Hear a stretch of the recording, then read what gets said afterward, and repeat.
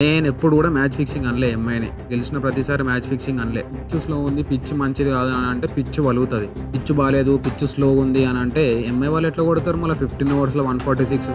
క్లాసీని ఎట్లా కొట్టిండు 70 రన్స్. అభినవ్ మనోహర్ ఎట్లా కొట్టిండు 3 సిక్స్‌లు. మన తప్పు ఎక్కడ జరుగుతుందంటే ప్లేయింగ్ 11లో తప్పు జరుగుతుంది. ప్లేయింగ్ 11 సెలెక్ట్ చేసుకోవడంలో తప్పు జరుగుతుంది. మీరు అనొచ్చు ఇషాన్ కిషన్ ఒక్కడే కదా మిగతా వాళ్ళకి ఏమైంది అని చెప్పి. ఇప్పుడు మీరు ఊకొర్రకండి ఎంఐ గెలిస్తే మ్యాచ్ ఫిక్సింగ్, గెలిస్తే మ్యాచ్ ఫిక్సింగ్ కాదు. అనికేత్ వర్మ నెంబర్ 3లో పంపియంటారా? మీకు దండం పెడతారా? అనికేత్ వర్మని నెంబర్ 3లో ఆనందం ఆనందమాయే మరి ఆశల నందనమాయే. ఏం నడుస్తుంది సినిమా? మ్యాచ్ ఫిక్సింగ్ సినిమా నడుస్తుందా? మాట్లాడదాం అన్ని మాట్లాడదాం. లెక్కలు లేలా ఛానల్ ఇంట్రో ఇయ్యాలి కదా. Welcome back to another new video. Successful గా సెకండ్ మ్యాచ్ కూడా ఓడిపోయినారు అనమాట. అండ్ నేను ఒకటే చెప్తున్నా, గెలిస్తే మ్యాచ్ ఫిక్సింగ్ అంటారు, ఓడిపోతే కాదు, గెలిచినప్పుడే అంటారు. అంటే అన్ని పిల్ల బచ్చా లేక మాట్లాడకూరి. అది మ్యాచ్ ఫిక్సింగో కాదో తర్వాత సంగతి. మేము చెప్పేది ఏంటంటే మాకు అనిపించింది రా భయ్, మాకేంది మీకు కూడా అనిపించుంటది. ఎంఐ వాళ్ళకి నిజం గుండె మీద చెయ్యేసుకొని మాట్లాడాలా? నిజం చెప్పండి పిల్లలు, నిజం చెప్పండి. మీకు ఇగో అది మ్యాచ్ ఫిక్సింగో కాదో తర్వాత విషయం. మనకు తెలవదు అసలు మ్యాచ్ ఫిక్సింగ్‌లు అవి అయితాయో కాదో మనకు తెలవదు. ఇంట్లో కూర్చొని చూసేటోళ్ళం. మనకు అవన్నీ తెలవదు. మ్యాటర్ ఏందంటే నువ్వు వికెట్ పోయినప్పుడు అట్‌లీస్ట్ కీపర్ అపీల్ చేస్తలేడు. బౌలర్ అపీల్ చేస్తలేడు. బౌలరే హాఫ్ అపీల్ చేసిండు. ఎంపైర్ వైడ్ ఇయ్యనీకి రెడీగుండు. నువ్వు నడుచుకుంటూ వెళ్ళిపోతున్నావు. చెప్పింక నువ్వు నీ అంతటా నువ్వు నడుచుకుంటూ పోతున్నావు. ఏమంటారు చెప్పిగ. అల్ట్రాఏజ్‌లో చెక్ చేస్తే నీ బ్యాట్‌కి తాకలే, నీ ప్యాడ్స్‌కి తాకలే. ఆ! నువ్వు అంటే ఎంత ఇంటెలిజెంట్ ఫెలోవ్ అంటే కీపర్‌కి తెలవదు, ఎంపైర్‌కి తెలవదు, బౌలర్‌కి సగం సగం తెలుసు. టెక్నాలజీకి కూడా తెలవదు. ఇషాన్ కిషన్‌కి ఒక్కనికే తెలుసు. అందుకు ఎస్ఆర్‌హెచ్ అందరం మేము ఫిక్స్ అంటున్నాం అనమాట మ్యాచ్ ఫిక్సింగ్ అని చెప్పి. ఆ మ్యాచ్ ఫిక్సింగో కాదో తర్వాత విషయం. అంటే మాకు అనిపించిందిరా భయ్ అట్లా. ఇప్పుడు మా టీం మొత్తం ఖచ్చితంగా విన్ అవ్వాలి. ఖచ్చితంగా గెలిచే మ్యాచ్ అనమాట. మన డూ ఆర్ డై మ్యాచ్. అలాంటి సిట్యుయేషన్‌ల వెనకకు పోయి ఔట్ అయినప్పుడు ఎంపైర్‌కి ఔట్ ఇట్లిట్లా అంటుండు. ఎంపైర్ ఇట్లిట్లా అని ఇట్లా లేపిండు. ఎప్పుడు లేపిండు? ఇషాన్ కిషన్ నడుచుకుంటూ పోయేటప్పుడు లేపిండు. అండ్ అదే అన్నమాట సినిమా.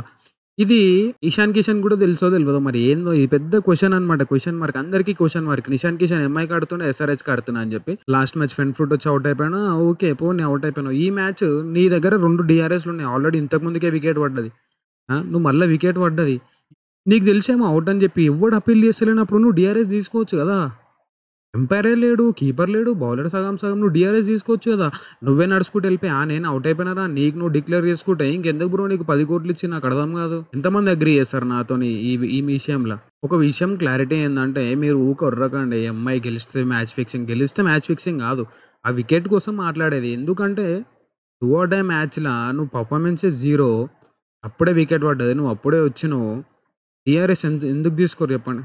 సగం మంది డీఆర్ఎస్ తీసుకుంటారు ప్లేయర్స్. సగం కాదు 100లో 90% మెంబర్స్ డీఆర్ఎస్ తీసుకుంటారు. ఎంపైర్ షూర్ లేనప్పుడు, కీపర్ లేనప్పుడు, బౌలర్ లేనప్పుడు డీఆర్ఎస్ తీసుకుంటారు.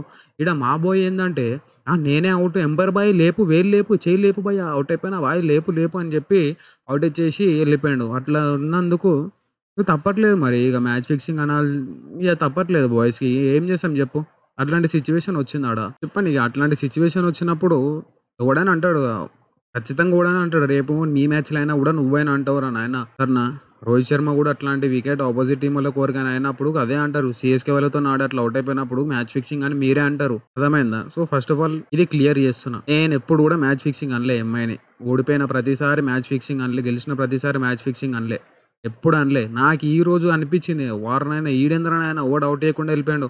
పోనీ బాయ్ నిజాయితీ ఉండేమో అల్ట్రాఏజ్‌లో తెలుస్తుందేమో అనుకుంటే అల్ట్రా ఎడ్జ్‌లో కనీసం స్పైక్ గూడా లేదు. టెక్నాలజీకి గూడా దొరకకుండా ఔట్ అయిపోయాడు. అదనమాట. అండ్ ఈరోజు మ్యాచ్ విషయానికొచ్చేస్తే సక్సెస్‌ఫుల్‌గా మనం ఈ మ్యాచ్ కూడా ఓడిపోయినామనమాట.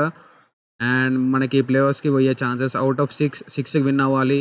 అండ్ దాంట్లో కూడా బెటర్ రన్ రేట్ ఉండాలి. So chances are there.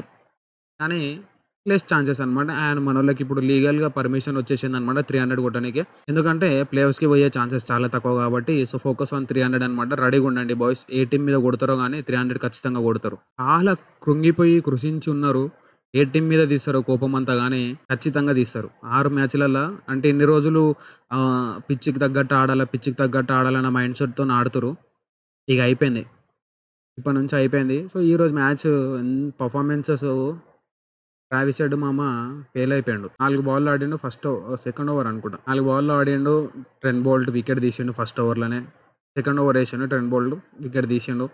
Abhishek Sharma అయినా 6 కొట్టిండు. ఆడతాడేమోరా నాయన అనుకుంటే లే హెడ్ ఔట్ అయ్యిండు. నేనెందుకు ఆడతా? నేను కూడా ఔట్ అయిపోతా అని చెప్పి ఔట్ అయిపోయిండు. ఇంత క్రూషియల్ టైమ్‌లో ఇషాన్ కిషన్ వచ్చిండు. ఇషాన్ కిషన్ వచ్చి నా మీద ఎందుకు నమ్మకం పెట్టుకుంటారురా భయ్! నేను కూడా ఔట్ అయిపోతా. నేను కూడా ఎంఐ టీము. నేను ఎంఐ వాళ్ళకి సపోర్ట్ చేస్తా అని చెప్పి ఔట్ కాకుండానే వాళ్ళంతటికి వాళ్ళే ఆయనంతటికి ఆయననే ఔట్ అయిపోయి నడుచుకుంటూ వెళ్ళిపోయాడనమాట. ఇన్‌ఫాక్ట్ అది రిటైర్డ్ ఔట్ ఎంఐ టీమ్‌ని గెలిపియడానికి. మీరు అనొచ్చు ఇషాన్ కిషన్ ఒక్కడే కదా! మిగతా వాళ్ళకేమైంది అని చెప్పి. ఇప్పుడు అభిషేక్ శర్మ ఒక్కడే. మొన్న పంజాబ్ కింగ్స్ మీద 141 కొట్టలే. నేను అట్లా అంటలేను. ఇషాన్ కిషన్ 141 సెంచరీ కొడతాడు అవన్నీ అంటలేను. It's a matter of momentum అనమాట. వికెట్స్ లైన్‌గా పడుతున్నాయనుకో నెక్స్ట్ వచ్చే ప్లేయర్ కూడా వికెటే పడతది. ఇప్పుడు వికెట్స్ పడుతున్నప్పుడు నువ్వు ఆగినవనుకో నువ్వు ఆగి కొన్ని కొన్ని రన్స్ బిల్డ్ చేస్తే ఆటోమేటిక్‌గా నెక్స్ట్ వచ్చే బ్యాటర్ పైన ప్రెషర్ తగ్గుతది. ఫ్రీగా ఆడతాడు.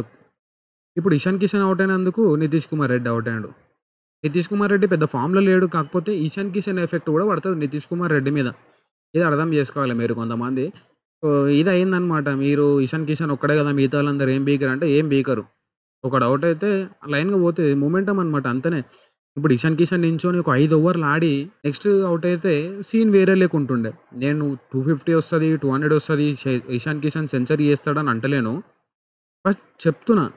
ఈ ఒక్క వికెట్ వాడు ఒక్కటే వికెట్ కదా! అంటే అభిషేక్ శర్మ ఒక్కటే వికెట్ 141 కొట్టలే. మాక్స్‌వెల్ ఒకటే వికెట్ అనమాట. సెమీఫైనల్స్‌ల అగైన్స్ట్ ఆఫ్ఘనిస్తాన్. డబుల్ సెంచరీ చేయలే.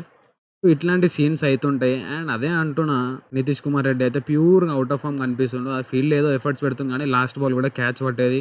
బౌండరీ వదిలేసిండు. ఎందుకన్నా ఇంకా నితీష్ కుమార్ రెడ్డి ఉంది వాడుకోవచ్చు కదా! అది ఏంది స్ట్రెయిట్‌గా 6 కొట్టే బాల్ నువ్వు. చేతిలో బలం లేదా? ఏంది? ప్రాక్టీస్ మ్యాచ్‌లో చూస్తేనేమో అన్ని బౌండరీలలోనే పడతాయి మీవి. ఇన్‌స్టాగ్రామ్‌లో రీల్లు పోస్ట్ చేస్తారు ప్రాక్టీస్ మ్యాచ్‌లల్ల. ఇదేందిరా నాయనా అంటే 30 యార్డ్ సర్కిల్ కూడా క్లియర్ చేయలే నితీష్ కుమార్ రెడ్డి. క్లాసిన్ వచ్చింది. క్లాసిన్‌కి దండేసి దండం పెట్టాలిరా నాయనా. ఇయాల ఈ 70 రన్‌లు లేకపోతే మన జీవితం ఏడిపోతుందని ఆలోచించాలి. అనికేత్ వర్మ నంబర్ 3లో పంపియండిరా. మీకు దండం పెడతారా అనికేత్ వర్మని నంబర్ 3లో పంపియండి. ఎవడైనా వీడియో చూస్తే బ్యాడ్ కామెంట్స్ మామ నీకు దండం పెడతా అనికేత్ గాడిని నంబర్ 3లో పంపి. వాడు చాలా ఫ్రీగా ఆడతాడు. వాని మీద ఈ ప్రెషర్‌లు, సింగల్‌లు, 2లు పెట్టకండి. వాడు నెట్స్‌లో ప్రాక్టీస్ చేసేవి 6లు. నంబర్ 3లో వచ్చి ఫ్రీడమ్ ఇయ్యండి ఆయనకి. ఫ్రీడమ్ ఇచ్చేసేయండి. ఖచ్చితంగా కొడతాడు. ఇంత ఎబిలిటీ ఉంది అనికేత్ వర్మకి. ఖచ్చితంగా ప్రూవ్ చేసుకుంటాడు. ఖచ్చితంగా నిలబెడతాడు మీ టీమ్‌ని. నంబర్ 3లో ఎయ్యండి. ఈడు ఏమైతుందో తెలుసా? ఇషాన్ కిషన్, నితీష్ కుమార్ రెడ్డి తర్వాత పంపిస్తున్నారు. ఆళ్ళిద్దరి ప్రెషరు క్లాసెన్ మీద, అనికేత్ వర్మ మీద అప్‌కమింగ్ బ్యాటర్స్ మీద పడుతుంది. మెల్లగా ఆడాల్సొస్తుంది. ఇప్పుడు అనికేత్ వర్మ రోల్ ఏంది? హిట్టింగ్ రోల్ అనమాట. ఈ టైంలో వచ్చి టుకుమ్ టుకుమ్ అని ఆడితే ఏడైతది? కాదు. నంబర్ 3లో పంపియండి. నంబర్ 3లో పంపిస్తే ఖచ్చితంగా అనికేత్ వర్మ సక్సెస్ అయితాడు నంబర్ 3ల. ఆ ఫ్రీడమ్ ఆయనకిచ్చినారనుకోండి ఖచ్చితంగా హిట్స్ పెద్ద పెద్ద హిట్స్ కొడతాడు. మోస్ట్ సిక్సర్స్ టేబుల్‌లో ఉన్నాడు. నంబర్ 5 పొజిషన్‌లో ఉండు 14 సిక్సర్స్‌తోని అనికేత్ వర్మ. ఆడినయి 2, 3 మ్యాచ్‌లు మంచిగా ఆడిండు. 14 సిక్సర్స్ కొట్టిండు. ఒక్కసారి నంబర్ 3 పర్మిషన్ ఇచ్చి చూడండి. నిక్లెస్ పురన్ లెక్క పెర్ఫార్మ్ చేస్తాడు. మీరు అట్లా కాకుండా మిగతా బ్యాటర్స్ ప్రెషర్ వాళ్ళ మీద పెట్టి సింగిల్స్, టూస్ ఆడండి. క్లాసెన్‌ని, అనికేత్ వర్మని వీళ్ళని ఆడమంటే కాని పని. ఎందుకంటే వాళ్ళు ప్యూర్ హిట్టర్స్ అనమాట. వాళ్ళ హిట్టింగే నడుస్తది వాళ్ళది. అనికేత్ వర్మని నంబర్ 3 పంపియండి. అభినవ్ మనోహర్ ఇంపాక్ట్ ప్లేయర్ వచ్చి ఇంపాక్ట్ క్రియేట్ చేసిండు. అమ్మ! నేను అనుకున్నా ఏం ఆడనేమో అనుకున్నా. మంచి ఇన్నింగ్స్ ఆడిండు. హిట్ వికెట్ కొట్టుకుండు. ఎందుకు కొట్టుకుండో ఏమో ఇగ ఏం చేయలేం. మంచి ఇన్నింగ్స్ బిల్డ్ చేసిండులే. హిట్ వికెట్ కొట్టుకుండు. మంచి ఇన్నింగ్స్ 3 4లు, 2 6లు కొట్టిండు. 3 6లు, 2 4లు కొట్టిండు. ఒకటి బుమ్రాని క్లీన్ స్ట్రైక్ చేస్తాడు. మస్తుండే 6 అది. అభినవ్ మనోహర్ ఆడరు అనుకున్నా. మంచి టైంలో ఇంపాక్ట్ క్రియేట్ చేసిండు. ప్యాట్ కమిన్స్ వచ్చిండు. వికెట్ పోయింది. Harshal Patel not out. ఇప్పుడు నేను మన తప్పు ఏడ జరుగుతుందంటే ప్లేయింగ్ 11లో తప్పు జరుగుతుంది. ప్లేయింగ్ 11 సెలెక్ట్ చేసుకోవడంలో తప్పు జరుగుతుంది. నేను ప్లేయింగ్ 11 చెప్తా ఇనండి. ఎస్ఆర్‌హెచ్ మిస్టేక్స్ ఏడ చేస్తున్నారంటే ప్లేయింగ్ 11 ఇగ చూడండి. ప్లేయింగ్ 11 చెప్తున్నా. Travis Head, Abhishek Sharma, Aniket Varma, Nitish or Ishan ఇద్దరిట్లలో ఎవరైనా ఒక్కరే ఉండాలి. తర్వాత క్లాసిన్, తర్వాత అభినవ్, హర్షల్ పటేల్, తర్వాత Pat Cummins, JD Unadkat, Eshan, Zeeshan. ఇది playing 11 perfect playing 11. Travis Head, Abhishek Sharma opening చేస్తారు. నెంబర్ 3 అనికేత్ వస్తాడు. నెంబర్ 4ల నితీష్ కుమార్ రెడ్డి, ఇషాన్ కిషన్ ఇద్దరిట్లో ఎవరో ఒకరు వస్తారు. వీళ్ళిద్దరు ఇది అయిపోయిన తర్వాత నెంబర్ 5ల క్లాసిన్ వస్తాడు. క్లాసిన్ తర్వాత అభినవ్ మనోహర్, తర్వాత హర్షల్ పటేల్ ఆల్రౌండర్స్ వస్తారు. తర్వాత ప్యాట్ కమిన్స్ వస్తాడు. ప్యాట్ కమిన్స్ తర్వాత ఈశాన్ ఈశాన్ కాదు సారీ జీషాన్ అన్సరీ వస్తాడు. ఈ 6 సిట్టింగ్ ఎబిలిటీ ఉంది బాయ్ దగ్గర. జీషాన్ అన్సరీ వస్తాడు. తర్వాత జేడీ వస్తాడు. తర్వాత ఈశాన్ మలింగ వస్తాడు. ఇది ప్లేయింగ్ 11 అనుకుంటున్నా.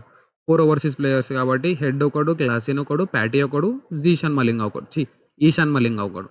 నలుగురు సెట్ అయిపోతారు. అండ్ ఇంపాక్ట్ ప్లేయర్స్ కింద ఉన్న వాళ్ళని మనం ఎవరినైతే పెట్టుకోవచ్చు. సచిన్ బేబీని, వియాన్ మల్డర్ని, అండ్ తర్వాత కామెండో మెండిస్ని ఉన్నారు. ఇంకా కింద ప్లేయర్స్ ఉన్నారు కదా, వాళ్ళని పెట్టుకోవచ్చు. రాహుల్ చార్ వీళ్ళని వాడుకోవచ్చు అనమాట. ఈ ప్లేయింగ్ 11 పర్ఫెక్ట్ ప్లేయింగ్ 11. చాలా గలీజ్ ప్లేయింగ్ 11 ఇది. Danger playing 11. నేను ఇప్పుడు చెప్పేది డేంజర్ ప్లేయింగ్ 11. బౌలర్స్ అట్లనే ఉన్నారు, బ్యాటర్స్ కూడా అట్లనే ఉన్నారు. మొన్నటిదాకా షమీ బాయ్ని ఎందుకు పెట్టుకురో ఏమో, 2-3 మ్యాచ్లు చూసి పక్కకు పడేసేయాల. అంత మంచి పర్ఫామ్ చేసేటోళ్ళు ఉన్నాక షమీని పట్టుకొని ఊలాడితే ఏం చేస్తారు? షమీ మంచి బౌలరే, ఫామ్లో లేడు కానీ ఏం చేస్తావు? పంపించేసేయాలా, మొహమాటం లేకుండా పంపించేసేయాలా షమీ బాయ్ని. సో నేను చెప్పిన ప్లేయింగ్ 11తో ఆడితే మ్యాచ్ విన్నింగ్ పర్సంటేజ్ 100కి 90% ఉంటుంది. అప్పుడప్పుడు గెలవకపోవచ్చు కానీ 90% విన్నింగ్ ఛాన్సెసే ఉంటాయి. ఓపెనింగ్ పార్ట్నర్షిప్ రాకపోయినా అనికేత్ వర్మ స్టార్ట్ చేస్తాడు. అనికేత్ వర్మ తర్వాత నితీష్ కుమార్ రెడ్డి, ఇషాన్ కిషన్ వీళ్ళిద్దరు పర్ఫామ్ చేయకపోయినా క్లాసిన్ ఉంటాడు, అభినవ్ మనోహర్ ఉంటారు, హర్షల్ పటేల్ ఉంటాడు, ప్యాట్ కమిన్స్, జీషాన్. ఇగో ఈ బ్యాటింగ్ లైనప్ చాలా ఉంది. వీళ్ళు ఆడుకుంటలేరు. ప్లేయింగ్ 11 ఖచ్చితంగా చేంజ్ చేసుకోవాలి. అండ్ బ్యాటింగ్ ఆర్డర్ కూడా చేంజ్ చేయాలి. వీళ్ళు ఆల్మోస్ట్ 8 ఇన్నింగ్స్ 7 ఇన్నింగ్స్ చూసిన తర్వాత కూడా ఫామ్లో లేడని తెలిసినప్పుడు ఇంకా ఆడిపించడం ఎందుకు చెప్పండి? పక్కకు పెట్టండి. ఇన్ని రోజుల తర్వాత షమీని తీసేసారు. వచ్చే సంవత్సరం తీస్తారేమో ఈ లెక్క ప్రకారం చూస్తే ఆ నితీష్ కుమార్ రెడ్డిని, ఇషాన్ కిషన్ని. కొంచెం ఆలోచించాలి. ఇప్పుడు ఏదైతే ఛాన్సెస్ ఉన్నాయో అవన్నీ కన్వర్ట్ చేసుకోవాలంటే ప్లేయింగ్ 11లో చేంజెస్ చేసుకోవాలి.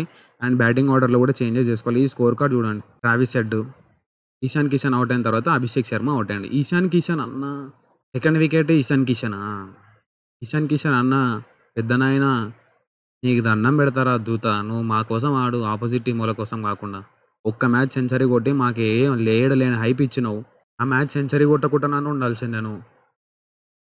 ఇషాన్ కిషన్ అవుట్ అయిన తర్వాత అభిషేక్ శర్మ పోయిండు, నితీష్ కుమార్ రెడ్డి పోయిండు, అనికేత్ వర్మ పోయిండు. చూసిరా 7 నుంచి 7కి పోయిందో ఏ వికెట్లు. ఒక్కడే బ్యాటర్ అంటారు కదా, ఒక్క బ్యాటింగ్ వల్ల మీ మూమెంటం మొత్తం చేంజ్ అవుతుంది. అదే ఇషాన్ కిషన్ 6లు కొట్టిన అనుకో, అభిషేక్ శర్మ ఫుల్ పంప్ అయిపోయి అభిషేక్ శర్మ కూడా 6లు కొడతాడు. కానీ ఒక్క వికెట్ వల్ల టీం మొత్తం బ్యాక్ అయిపోతుంది. ఇది మూమెంటం క్యాచ్ చేసుకోవాలన్నమాట. ఆ రోజు సిమర్జిత్ ఏదైతే ఓవర్ వేసి మ్యాచ్ ఓడగొట్టిండో, ఈ రోజు ఇషాన్ కిషన్ వికెట్ ఇచ్చేసి మ్యాచ్ ఓడగొట్టిండు అని అంటలేను. కాకపోతే 50% ఛాన్స్ రీజన్ అదే. ఇదనమాట ముంబై వాళ్ళు బ్యాక్ టు ఫామ్. వాళ్ళు వికెట్లు తీసినారు మంచిగానే. ఇగో చూడండి ఎంఐ దాంట్లో డేంజర్ బౌలర్ ఎవరు? బూమ్రాని చూడండి ఎంత కొట్టారు. 39 రన్స్ కొట్టారు బూమ్రాని. వికెట్ ఎప్పుడు వచ్చింది? లాస్ట్లో వచ్చింది వికెట్. చూడండి 39 రన్స్ బూమ్రాని కొట్టినప్పుడు మిగతా వాళ్ళని ఏమైంది? మిగతా వాళ్ళు టుక్ బౌలర్స్. హార్దిక్ పాండ్యా వికెట్లు తీస్తున్న హార్దిక్ని కూడా 31 రన్స్ కొట్టారు. విఘ్నేష్కి వచ్చిండు, విఘ్నేష్ ఒకటే ఓవర్ వేసిండు. వీళ్ళ దాంట్లో main bowlers Bumrah, Hardik Pandya, Puthur, Trent Boult ఒకటే తక్కువ రన్స్ ఇచ్చిండు, 4 వికెట్లు తీసుకుండు. చూడండి ఇంకా మరి దీపక్ చహార్కి మరీ ఎక్కువ అది ఇచ్చేసినారు అనుకుంటా. 2 వికెట్లు. ఇషాన్ కిషన్ ఇక ఏం చేయలేము. బూమ్రానే 39 రన్స్ కొట్టినప్పుడు మనము మిగతా వాళ్ళని ఎందుకు కొట్టాము? బూమ్రాని, హార్దిక్ పాండ్యాని, విఘ్నేష్ పుతూర్ వికెట్లు తీసేటోనే మనం కొడుతున్నప్పుడు మిగతా వాళ్ళకి ఎందుకు భయపడాలా? వీళ్ళ దాంట్లో రోహిత్ శర్మ ఫామ్లోకి వచ్చిండు, ఇచ్చి పడేసిండు 70 రన్స్. క్లాసిన్ కొట్టిన 70 రోహిత్ శర్మ కవర్ చేసేసిండు.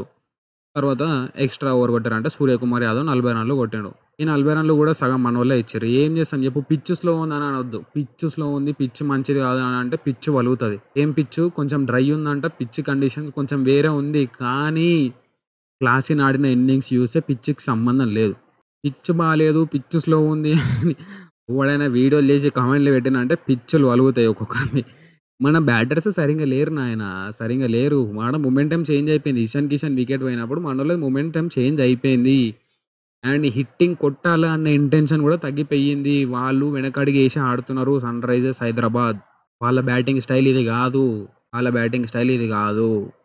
అర్థమైందా? వెనక అడిగి వేసి ఆడుతున్నారు. పిచ్ బాగాలేదు, పిచ్ స్లో ఉంది అని అంటే ఎంఐ వాళ్ళు ఎట్లా కొడతారు? మళ్ళీ 15 ఓవర్స్లో 146. క్లాసిన్ ఎట్లా కొట్టిండు 70 రన్స్.